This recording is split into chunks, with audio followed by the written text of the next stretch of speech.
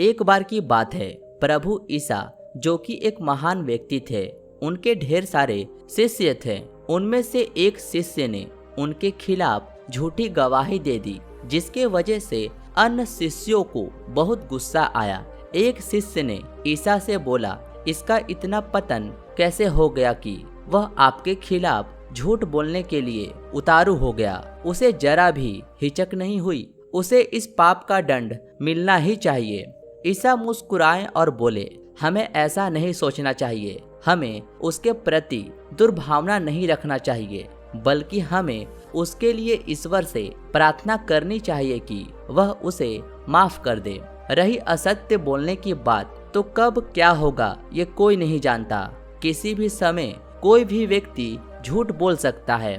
यदि मैं तेरे बारे में कहूँ कि मुर्गे की बांध देने से पहले तू भी झूठ बोलेगा, तो तुम्हें इस बात पर यकीन नहीं होगा।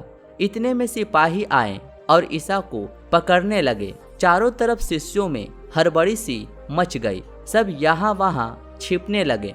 जिस शिष्य से ईसा बात कर रहे थे, वह छिपने ही वाला था कि सिपाहियों ने उसे देख लिया। उन्होंने उसे पकड़ लिया। पूछा, कौन है तू? जरूर तू ईसा का साथी होगा। शिष्य डर गया। अपनी जान बचाने के लिए बोला, ईसा को तो मैं जानता ही नहीं। मैं बस ऐसे ही किसी काम से यहाँ आया हूँ। इतने में एक मुर्गे ने बांग दे दी।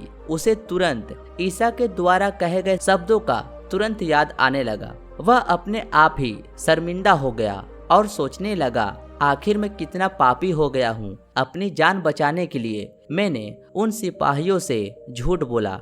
उनसे थोड़ी देर पहले ही झूठ बोलने के लिए किसी अन्य की निंदा कर रहा था। उसे ये बात समझ में आ गई कि हम हमेशा बिना सोचे समझे दूसरों की गलतियां देख लेते हैं, लेकिन अगर वही परिस्थिति हमारे ऊपर आ जाए तो वही गलती करने में जरा भी नहीं झिझकते।